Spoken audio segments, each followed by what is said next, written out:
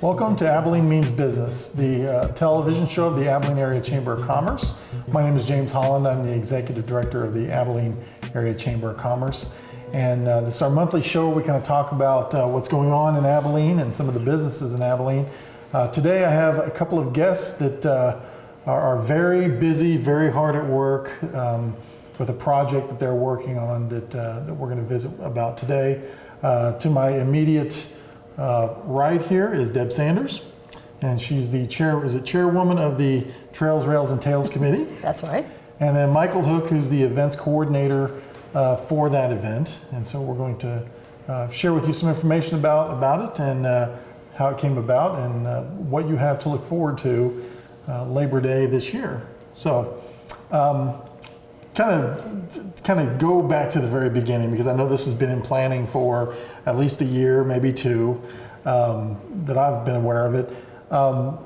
Let's talk a little bit about, and this is probably a good question for Michael, he's a historian here, so tell us a little bit about the Chisholm Trail and what it is, because this is going to be a celebration of the Chisholm Trail. So yeah, tell us a little bit about that. Yeah, the Chisholm Trail, I believe, is one of the most important trails in U.S. history, especially at the post-Civil War days.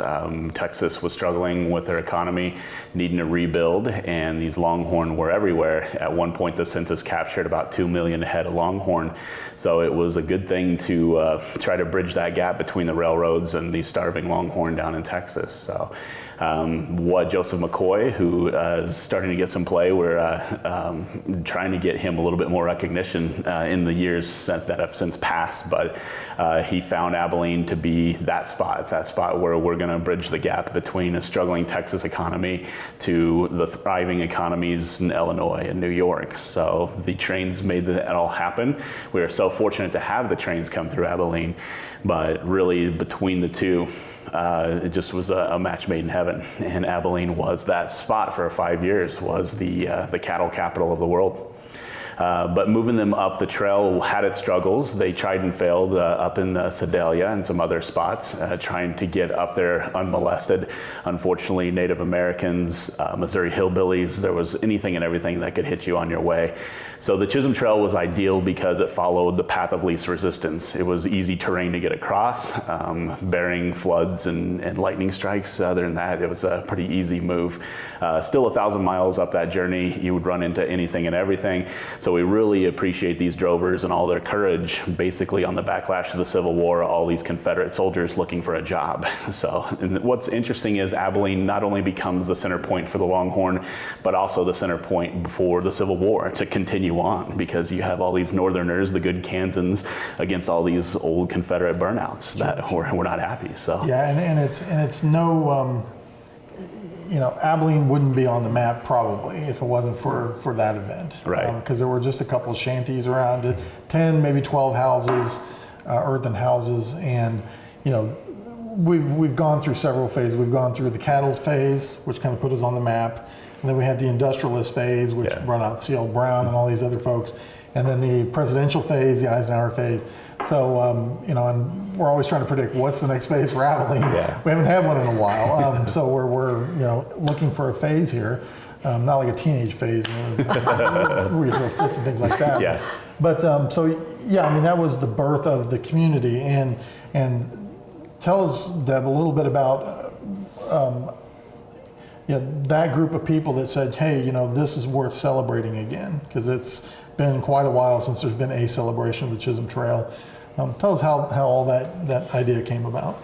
Well, excuse me, of course, I would start to talk, and then at least 3 years ago, if not longer than that, a small group of interested people started gathering on every couple of month basis to discuss what they wanted to do for the sesquicentennial of the Chisholm Trail. And I joined that group probably about 3 years ago. I really didn't know why. I just went to a meeting to find out what it was all about. And so in some of the research that I was doing, I ran across an article written by James Parker in 1988, and he talked about when the first group of cattle made it to Abilene. And it was September 5th, 1867, when the first load left Abilene by rail toward Chicago.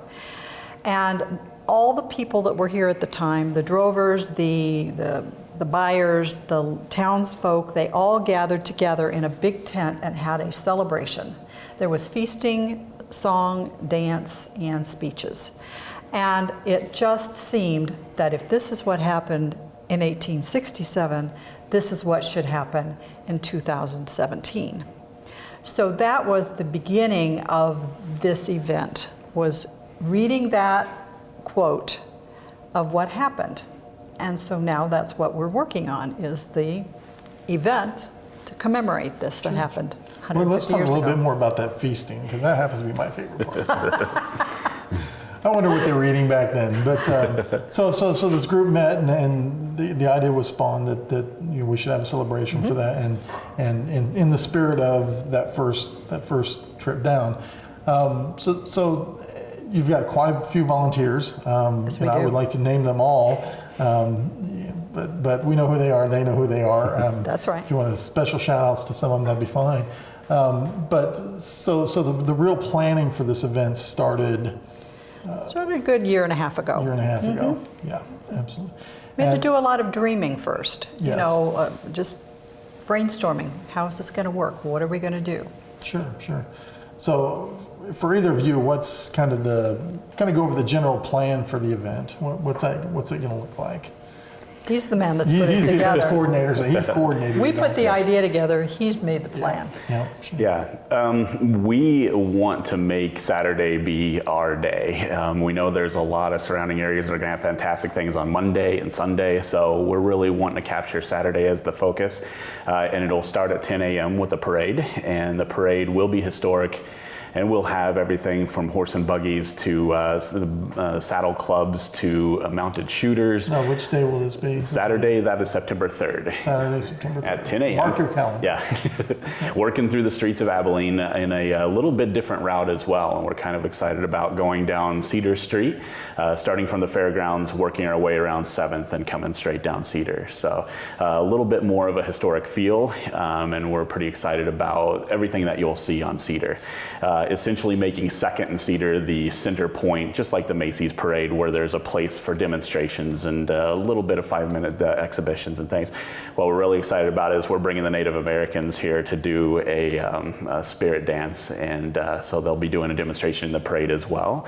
And we'll also have just all kinds of historic buggies and stagecoaches and all kinds of things, as well as the city band. The same guys that ushered Ike into the White House will be ushering our parade into the greatness there. So we're excited about that. The color guard from Fort Riley, as in the finale, the most important thing would be the Longhorn coming back to Abilene. So they'll bring up the rear. There'll be about 20 to 25 Longhorn. They're very peaceful and docile, so don't worry about your town. It's going to be in good shape there. Yeah, So. this is not the running of the bulls. Yeah. No. They're very experienced in parades, and we've seen many YouTube videos where they're 2 inches from vehicles and they still make it just fine. So we're making sure everybody's vehicle is going to be okay on this one. So very safe parade, but it's still fun to see the Longhorn coming back. So the parade, that's at 10 a.m. And then everything will kind of centralize into the old Abilene town area. And we're excited about putting stage acts together, whether it's historical reenactors, and our master of ceremonies, the guy that's going to kick it off, will actually be Joseph McCoy. So he's coming back to give his purpose and his tilt on this whole thing. So we'll also see Calamity Jane, we'll see Kitty Hayes, some great parts on the female side of the story. We have the Native American story being told. We're trying to capture everything we can through storytellers, poets, reenactors, just so many great facets of the story to tell. And then it's all about music. So the Kansas Western Music Association will be out there with some of their all-stars, putting kind of like a Grand Ole Opry celebration on stage. We'll also be seeing Red Steagall. I'd be remiss not to mention him because he is going to be our headliner.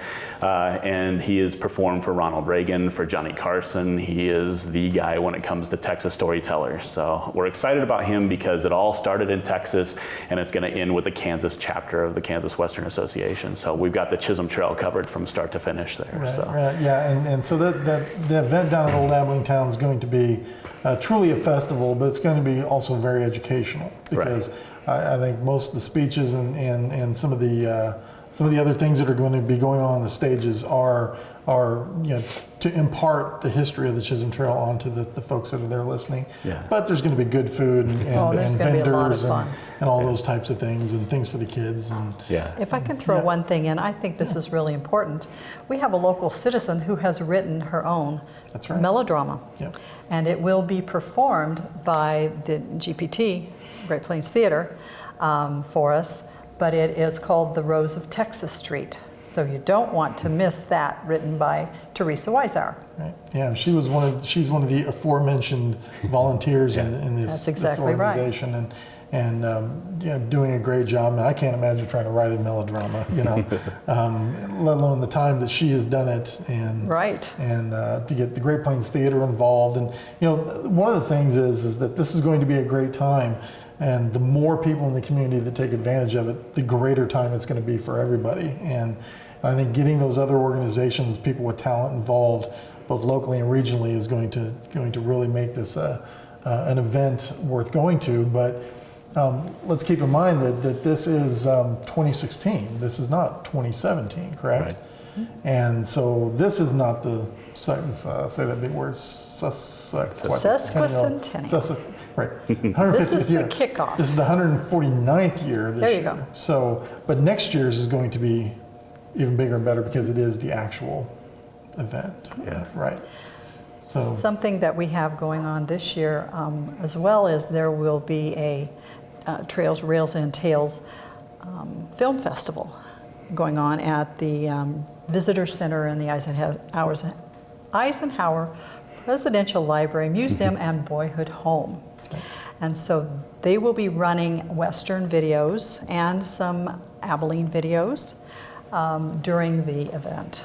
yes. So it's kind of exciting. We found a way to bring Eisenhower Group in, and Heritage Center's doing things. So we're trying to make an event for the whole area. Sure.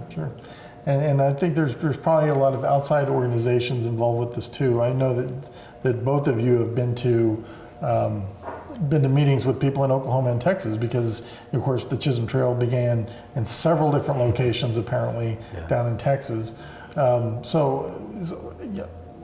What's the level of coordination? Are there going to be events all the way along the trail? People traveling here from the south, following roughly where the trail was. How's that going? Tell us a little bit about those efforts. Yeah, the center pivot point seems to be in Duncan, Oklahoma, because they have probably the best museum out there. I think you would maybe agree with that. It's kind of like Disney World for the Chisholm Trail. So they have a lot of interactive displays and very technologically savvy. So they definitely helped us with logos and distribution, websites, all that kind of good stuff. So we're really piggybacking off the efforts they started years ago. And moving forward with it in our own Kansas touch. So we definitely are excited about capturing each of those small communities that are up and down the trail, because everybody has their own little source of pride of the Chisholm Trail. You'll see it all the way up and down Oklahoma with outlet malls, movie theaters are all Chisholm Trail named. So, and we have our own flavor, of course, on Texas Street with the auto shop. So we've got a little bit of Chisholm flavor ourselves, but definitely we want to get everybody Chisholm savvy here as well in Abilene. So each community along the trail is planning their own events. Right.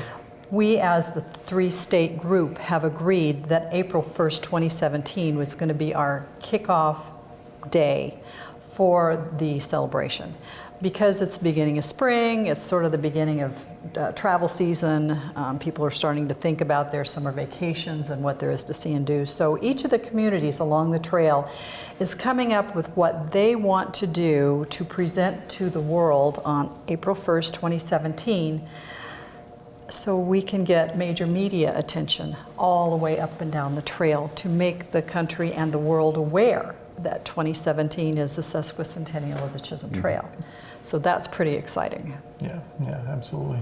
And I know there's lots of organizations in the state as well that are working towards this or have some level of contribution. And I don't know if all of them are ready to be announced, but just know out there that for next year, 2017, there's more excellent things leading up to it to bring awareness to the Chisholm Trail, and so making 2017 a banner year for the event. So after 2017, are there plans for this to be an annual event after 2017? Is that, I mean, I know you guys are really busy with trying to get this one together, and it's no small effort. And before I move on with any other thought, I better tell you that if you have any interest at all in volunteering, big and small, for this event, contact the CVB office and one of these fine people here, and we'll get you plugged into what it is that your time and efforts that you're willing to put forward to it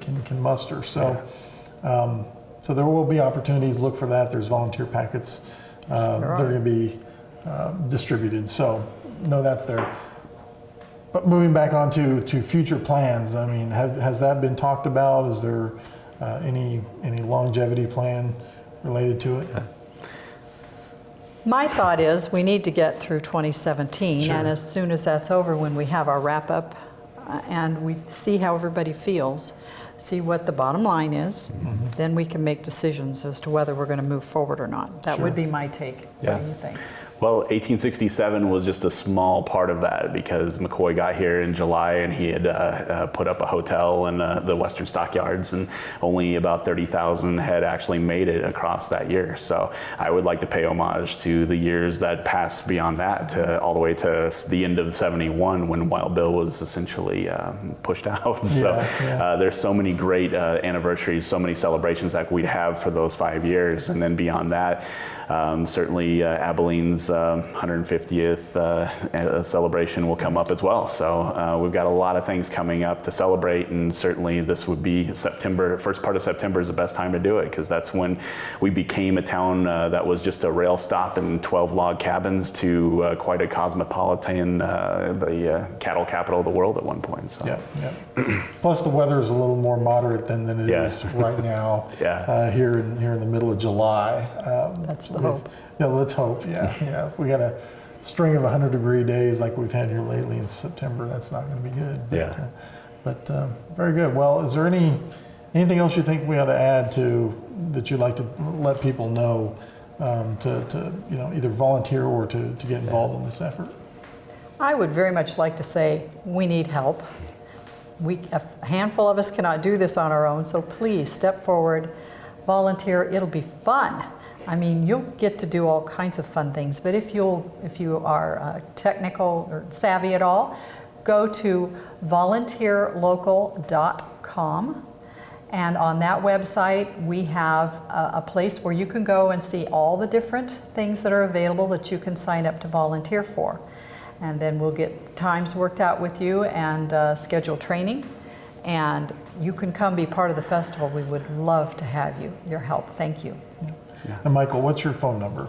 It is 785-263-2231, 785-263-2231, or you can meet me on events@AbileneCityHall.com for the email address. So let us not forget that. We have just a myriad of great things. There's also activities from Buckaroo Camp to a tintype photographer. You can meet Howdy the Longhorn, who may or may not shake your hand back, but there's all kinds of great activities that we're going to have incorporating, really make it feel like you're interacting with the moment, and we're very excited about that too. Sure.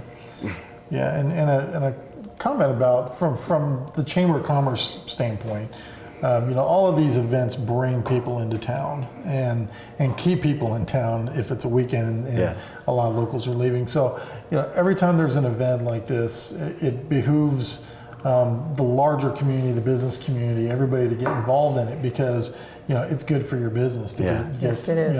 The more people we have traveling to town, and this is true for tourism, but events, have that just one-time kind of hit, is, they're going to need gas, they're going to need places to eat, they're going to need drinks. They might be staying overnight, hopefully. They might get a flat tire. They might get a headlight go out. They might decide they need a new pair of shoes. You just don't know, what somebody's going to need those times that they're here. So it is positive for the entire community, and to that extent, in my opinion, everybody should get involved in it, because it is nothing, it can have great benefit to you, your company, your family to get involved and go to these things. And so it's there's a much broader impact than just teaching people about the Chisholm Trail. And if this does become a very successful annual event, I think people will start marking on their calendar. And there's a lot of these types of events statewide, everywhere, that maybe start with a small idea, and then you jump forward 30 years, and you've got 40,000 people at an event. Any big event in Kansas you can look at and know that was the case. When it started, it was a small group of dedicated people, such as these two folks and some others. I'll name a few. You can add a few. I think Shauna Landers has done a lot of work. Very busy, yes. Connie Cooper's done a lot of work. Absolutely. Teresa Weissauer, Colleen McGee, Tim Sanders. And so there is I know I'm forgetting somebody. There's a whole group of people. Right. And definitely not forget Jeff Sheets, who brought awareness to the Chisholm Trail 39 years ago when he started his October event as well. So that's right. Definitely giving some love to the Heritage Center in this event too. So. And their event is October 1st. The Chisholm Trail Days. And I think Jeff was on 2 months ago or so and talked a little bit about that. These are definitely great events we need to support. Could I mention two things I don't believe we brought up? If we did, stop me. The Longhorn are not only going to be in the parade, but as the day wears on, the Longhorn will be actually loaded onto a cattle car on the Abilene and Smoky Valley Railroad and steamed out of town by the locomotive, just like they would have done 150 years ago. And the beauty of that is that lots of towns have Longhorn parades, but nobody has loaded the cattle on a car and hauled them out of town. So that's really going to make this an extra special event. I'm really excited about that. And the other thing is the Chisholm Trail Classic Auto Show is going on Saturday as well. So we want to let people know about that. Oh, absolutely. Because they all work together. Yeah, they do, definitely. And the Chisholm Trail Classic Autos getting involved is just one of those examples where a business and interest group can really add. The two events feed off each other, and they are essentially one event. A reason to come to Abilene, a reason to spend the day here. And so whatever you're into, there's probably going to be something for you on that day. So something for the whole family. Right? Is that the tagline they like to use? So absolutely. And the cattle getting on the train, that's going to be an event. I mean, that's going to be something people are going to be great. They're going to remember that they saw that, I think. So absolutely. I don't know that there's a lot we could be talking about on the details, but just know that that September 3rd of this year, there is going to be the Trails, Rails, and Tales Chisholm Trail celebration in Old Abilene Town. However, it starts with a parade from the fairgrounds to Old Abilene Town. Classic Auto show down Texas Street, the Texas Street area where the rowdiness all began as soon as the money started flowing to Abilene, right? It's going to be a great day. Look for more information. If you see something out there, you're on Pinterest, you're on Facebook, or you get an email, whatever, share it with your colleagues, friends, family.